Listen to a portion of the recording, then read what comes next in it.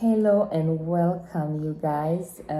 Ndabahaye ikaze mwese ni Madame Dalila agarutse kubaganiriza mu kiganiro cyacu Nuggets of Wisdom, twunguranye ubwenge, twunguranye ubumenyi, siko tuyage ibintu byama bitwubaka, bitwongereza nyine ubumenyi kugira ngo nta umenya byose canke bidukebure nimba wariyibagije wumva kugira uvaha kuri niveau uje ku yindi, siko musanzwe muzi ko ndi une dame professionnelle. Narakoze ahantu hatandukanye, narakoze mu bisata bitandukanye, novuga mu buzima professionnel bwanje, cyane cyane mu gihugu ca Afrika y'Epfo, muri Kenya no ngaha mu Burundi. Hose narabaye umu employee, sinda umu employer. Narabaye umu employee, narabaye umukozi nkorera amashirahamwe atandukanye, meme n'amashirahamwe mpuzamakungu, aho usanga abakozi bafise standard ku rwego mpuzamakungu dutegereza gutangura kumenya. Ngira ngo kubera mvuze ivyo umuciye mumenya no musi ibyo ngomba kubaganiriza ibintu 10 umukoresha arondera mu mukozi, arondera ku mukozi, yiteze ku mukozi. Ivyo bintu 10 nitwabimenya tukabigira ivyacu tugatangura kubigendera, uzosanga niyo tugiye mu ma interview mu minsi iri imbere, aho niko nda profetiza ku batararonka akazi. Ibi bintu 10 ni wabikurikiza ngira mvuge. Fata ikaramu vyandike, ntivyoroshe na gato kuko izi ngendo 10 utangiye kuzigendera umu potentiel employeur ari quelque part, nawe uriko uritegura, kura sinzi urikura kuzwa muri uru rugendo rwo gutangura kuja kudodora urondera akazi, baguhamagara muri interview, umenye ibyo uzishura, umenye ibyo barondera, kuko utazi ibyo barondera nawe ntushobora kuba wa muntu bashaka. Uzoza uri kuri comporte ukundi, kandi izi secret iyo uzimenya wari gutangura kwikomporta uko bashaka, kubera niko umukoresha wese ari mu vyunguka. Naho tutovuga mu entrepreneur afise business yiwe privé, oya saba privé gusa, n'aba entrepreneur social barabikorera ko mu kuvuga ya ma organisation internationale canke non gouvernementale, non profit, zose zirabikorera ko mu kurondera abakozi, meme na leta n'ubuzi public bwa leta. Ibi bintu barabikorera ko, nico gituma iyo baguhamagaye muri interview harimo ama question yakunda kuza. Reka rero ntabatebeje ivyo bintu 10 umukoresha arondera ku mukozi. Icambere, kumenya kuvuga neza, communication, good communication. Murazi kwisi yose revolves around communication. Uzi gukomunika neza, kwiexprima, indimi yo umukoresha apfa kukumva, avuga uriya tu kuri societe yanje, uriya tu mu kazi ngomba ndaguhe. So communication ntibihera kuvuga gusa, harimwo kumenya kumviriza, active listening, kuko hari abantu batumviriza, niyo baparara mugabo utigera wumviriza. Communication is both ways. Utegerezwa gutanga message, ukayikapta nawe ukayireceive, kugira ishire mu ngiro neza, no kumviriza, kumenya kwandika icegeranyo. Urazi ko abantu baba secrétaire bazi kuguma bumviriza neza ivyabaye mu nama kugira bavyandike neza. Rero abantu nico gituma bakunda kwandika amaraporo aba secrétaire n'ibiki, barazi ico kintu cyo kumviriza. Rero communication irimo byose, guserura ivyiyumviro, gukomunika ivyiyumviro no kumviriza iyo abandi bariko baravuga kugira ngo amaraporo n'ibiki bigende neza wandike accurate reporting kubera wumvirije. Kigira kabiri, gutunganya neza akazi, ni ukuvuga organization skill.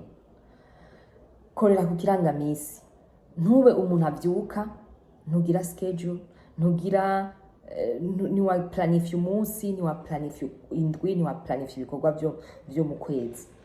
Planify, hari abagenda bagaplanifya basha n'umwaka wose.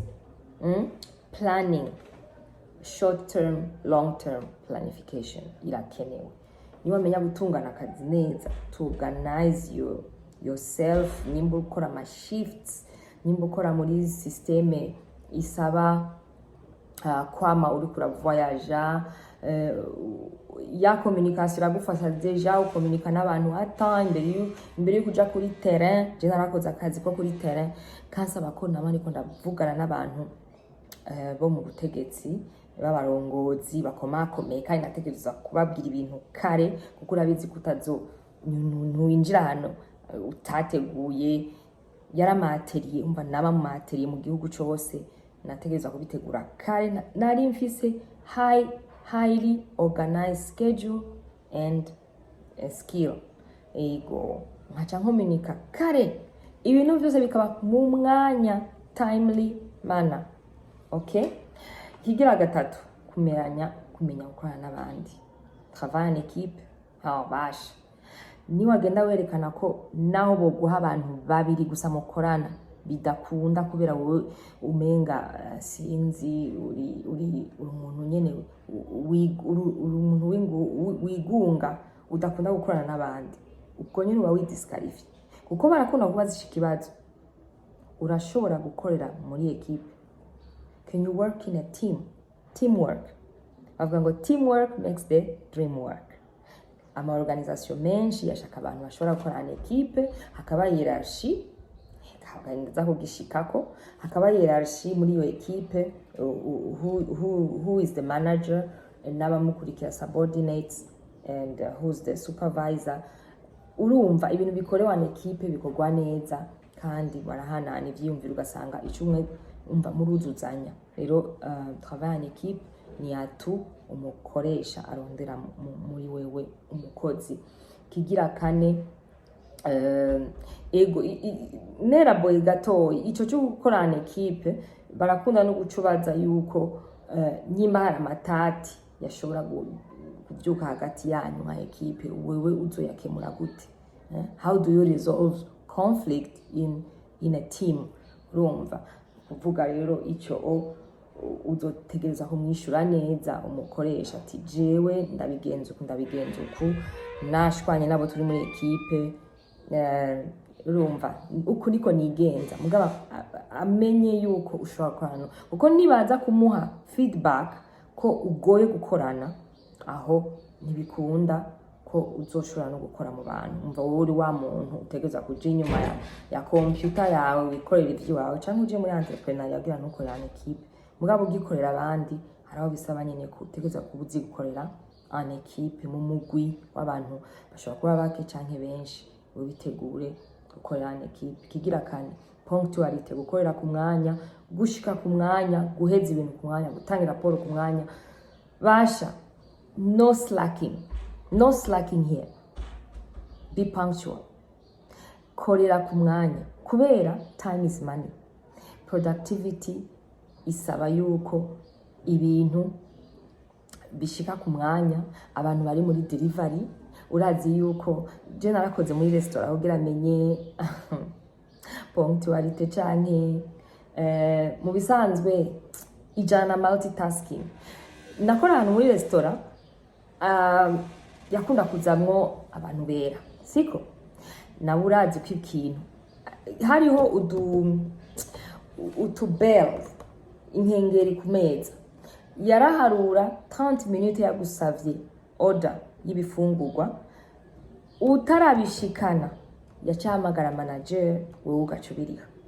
Imagine bitarashika yacahaguruka canke bishitse inyuma y'iminota nawe yabirindira yabijya ku buntu, wowe ugacubiriha.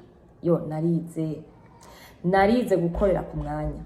Bapfa kugira order ugaca usimba ku mashini ugaca you enter the order igaca iguha order number ugaca ujana mu gikoni ugaca utondekesha ko hari abandi ba serveuse cyangwa serveur bagutanze mugabo uko biri no mu gikoni ni toute une chaîne baba bazi yuko bateza gukoresha umwanya umva abanyafrika twarishizemo ko umuntu agwamagara ahantu ugashiga utevye monde yo hanze nimba waspira ku mu expatrié w'umurundi monde yo hanze there is no slacking when it comes to kuba ponctuel urumva twige kuba ponctuel urabona n'imanza zino ziraba ndende ugasanga abantu nibaraza kandi bakabibona ibisanzwe amanama n'ibindi abantu urumva gushika batevye hari ahantu mu kwinjira iburaya kubera baguhemba ku isaha ufise carte umwanya ushikiye ushe kuyishira mu ntuze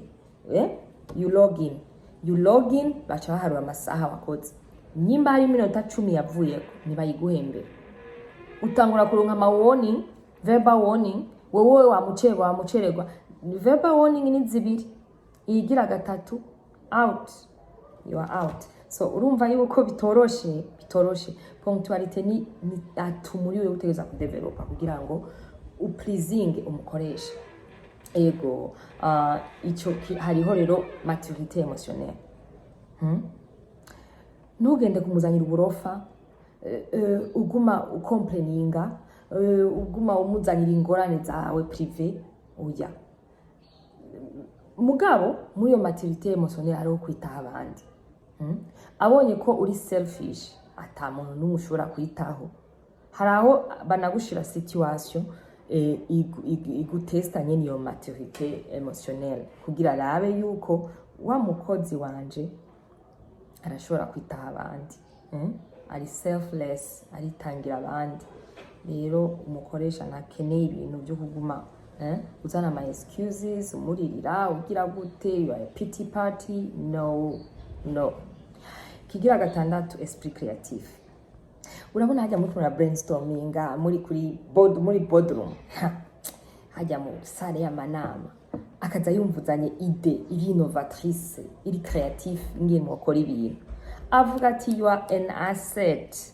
to my organization hari abari muri marketing barabizi ko biyumvira ibintu bishasha kugira produit y'umuntu ibandanye igugwa bajya bose abari mu marketing bafite esprit creative bategerezwa kuko ibintu ntibizokwamo ko vyakabaye mu kinjana ca kangahe iyo tuja ibintu bima bihinduka ku mwanya esprit creative kwiyumvira ibitandukanye ibimenyerewe kuzana inkoro nshasha mwishira hamwe n'ibintu umukoresha arondera ku mukozi ikigirindwi kuyadapta vuba ushitse hano hagutera muri environment yari yose tuvuge narakora muri office nari nkirimo administration assistant admin nari mu admin cyane mu secretary ame clerk cyane ndi hajya kuri reception wamusa neza wamamisi sombaye do hotalo utujip droite mugabo the next vacancy post yavuga ati ni field coordinator coordinatrice de terrain coordinateur de terrain nara applyinze muri interview yarambajije ngo noneho ndakumenyereye mu hotalo n'impuzu zibana urumva zidagupermeta kuguma wirukanga ndagushitse kuri terrain tu vas t'adapter là cyane mubwira ni oui bien sûr mon chef we gusarindira ni nzoshiramwo yama bayita ngo iki yama souplesse niyo muyita ama souplesse cyo tuzita ngo iki trainers nzoshiramwo nico bituma mubona abaganga bambara udu trainers kugira banyarukiye mu makoridoro hajya mu makuruwara ama infirmiere hari inyambaro uteza kuadaptana n'akazi urimo naciye nja mu ma jeans n'ama t-shirt cyane ego rimwe ndarambara amakanzu muga batambana hariho naciye mpindura teni ivyo karakarore mugabo kwiadapta no kuvuga kwiadapta muri environment magutaye mwe yose nshasha ntuce utakara ngo uvuga ati sinshobora kuhakorera oya kwiadapta vuba kumenyera akazi canke ahantu vuba ukaca ubimenyera akazabona bagutaye in the deep end mugabo tu t'en sors bien. Alors adaptability is a skill that an employer is looking for. An employer is looking for in an employee. So adapt fast, learn fast. Bakwigisha ikintu rimwe ntibaguma bakwigisha misi yose gushika ryari. Oya, kandi naravuze ko abarundi dufise IQ iri hejuru, naho bakwigisha gukoresha iyi mashini ubu nyene kenshi naho bari muri mutazi urabimenya tu.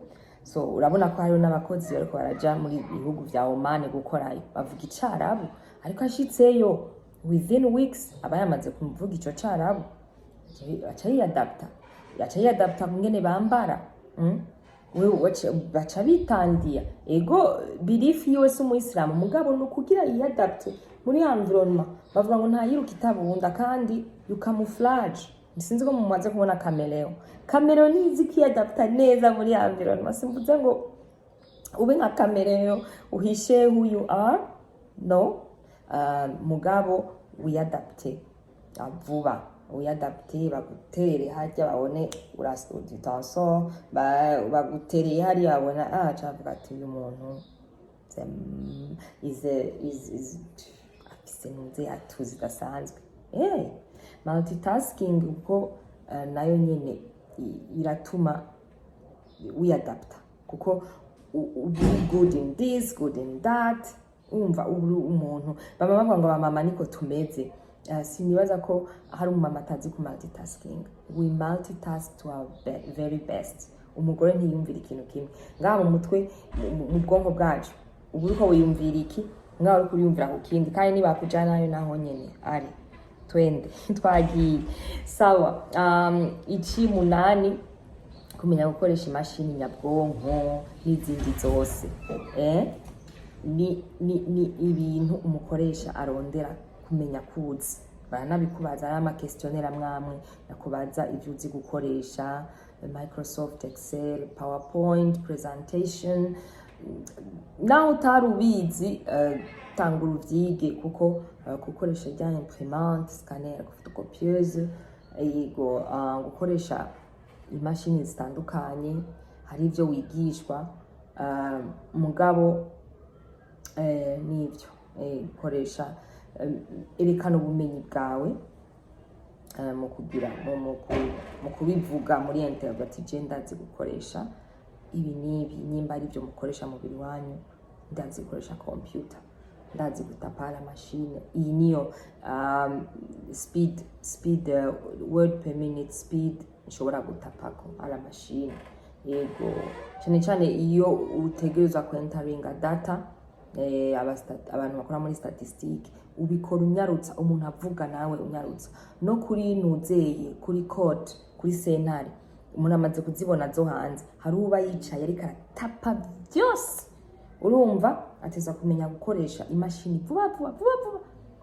Speed limit barigeze kuri dutestako bamwe turayoberwa bafata bazi gutapa vuba.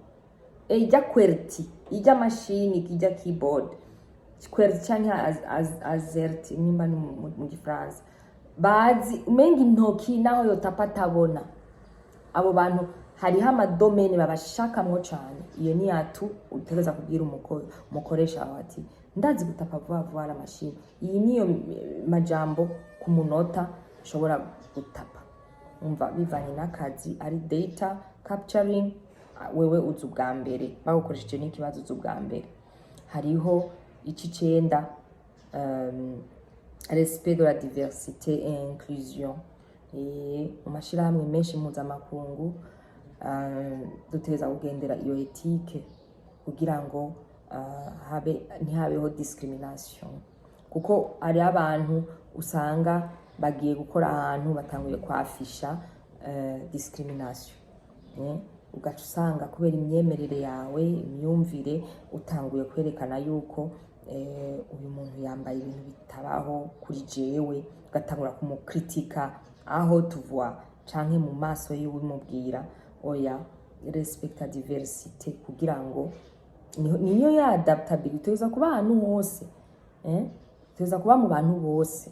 umere sinzi ngene novuga ikintu ushobora gutera akaba mu bantu bose diversite ni Imana yayiremye, ntidushobora kuba kumwe. Wewe ivyo vyumviro wawe wibaza ko biprima kuruta ivyo urya wundi, utanguye kumucinyiza canke kumufata nabi kubera ubwo butandukane muri ivyo bintu. Ubutandukane ahubwo yateza kuba strength, you know, there is strength in diversity. Nico gituma utegereza kurespecta la diversité et l'inclusion. Twinclure abantu bita ngo nibicibwa, ya migwi ruhebwa twahebeye, baba albinos, babantu bagendana ubumuga butandukanye, siko babantu b'inkewa muri societe, murabazi. Sindabera bora bose murabazi, bajya abantu tangwe tubasonere. Wewe nyimba wumva kudashaka kuvangana nabo, bimenyeshe polima mugabo utabagize. Ugiye ahantu bakakubwira ati twe ntiwinjire mu nzu wambaye ibirato, gerageza naho bikujena canke bariko barajya ibintu kuva wewe ntabyo wojya, ntuce ubabwira mu maso gizo ninjya uriko mujya ibiki. Urumva hari abantu impolitesse yabo no kutagira tolerance mutuelle yaba disqualifying direct mu kazi kumukoresha. Ivyo rero ntuzovyisangemo. Ego icanyuma icicumi, gukoresha ivyumviro birashe. Koresha ivyumviro birashe, you know, ube umuntu afise ivyumviro bitumbereye, bitari déplacé. Ivyumviro birashe, logical thinking ko bayita. Logical thinking iragutuma ufata ama decision meza, utihutagije. Ishire ahantu ukoreshe logical thinking mu kwishura, siko mu kwishura nyine logical thinking ni ikintu ciza cyane ko kirerekana maturité intellectuelle umuntu afise. Hari abantu umva ngo barize mugabo batagira logical thinking, yatangura kuvuga ukamenga n'umwana wo mu maternelle. Amashuri yawe wayigiye iki nimba udashobora gukoresha logical thinking? So icanyuma nabandi abaha bonus, murabizi ko nabandi abaha bonus no kumenya gutwara umuduga. Bari muzi ngo ni ikintu nyabaki, si ikintu cyatari gutwara umuduga. Umubosi wawe harahazo kubaza ati urazi gutwara umuduga, kugira ngo yumve ko umwanya wari wo wose ushobora gutwara umuduga. Ni ikintu aba employers barondera, kubera kumenya gutwara umuduga ni skill abantu hari abayinegirije. Wewe nawe utabufise iyo driver's license, umenye gutwara umuduga bizogufasha as a skill, ku buryo ubu n'abagore twaranababwiye mu kiganiro nahereye ko muri izi nuggets of wisdom ko abagore badakwiye no kubinegirija, kubera muri no minsi bariko bararondera aba drivers b'abagore bashobora kuja kuri terrain zose, tout terrain, ruguru, mu mabuye, mu misozi, urumva valleys and mountains and hose. Abagore baja kuri terrain ni bake, abagore badriving ibibisi ni bake, abagore badriving amatrain, ama trucks ni bake, muga barahari. Urumva, so learn how to drive, niyo bonus nariko ndabaha. Rero mpejeje ibi bintu 10 umukoresha arondera ku mukozi, ndabifuriza kubigendera kugira ngo uno munsi ubuzima bwawe buhinduke, siko buhinduke, uronke kazi kaguhemba neza, siko kuko twese twiga benshi kugira ngo turonke ubumenyi tuzabukoreshe quelque part canke urumva tugaplike quelque part. So uba atu kumukoresha nawe uzubirondere mu buzokoresha, siko ntibiherere. Oh mon Dieu, imbwa yacu irikira kuga cyane. Ntuze babikuronderemo gusa, nawewe niwagera kurondera umukozi uzubimuronderemo kugira ngo gutyo umenye ko ufise umukozi mwiza siko ego so begin to be the best version of yourself. If you were the mediocre version today, you change. Siko niwagenda muri interview fata gahuzu kawe keza, posture tuzobivuganira ko butaha, posture nziza ingene wikomporta ugiye muri interview y'akazi. Rero gira subscribe kugira ico kiganiro, ahubwo kajya gakengeri muzokamize hafi kuko kica kiza muri ntuze zawe, muri izo bagusijeye utararaba, kica kiza. Gira go rero hit the bell, the notification bell, ninavuga kuri ibyo uzobuwa mbere kuvyumviriza. Continue to share these episodes, they are very insightful and they teach a lot. Ego murakoze kuba mumpa support yanyu, ego murakoze bivuye ku mutima ndabashimiye. Ego so this is ODL TV with your host Dalila Nimagaritse. Bisous.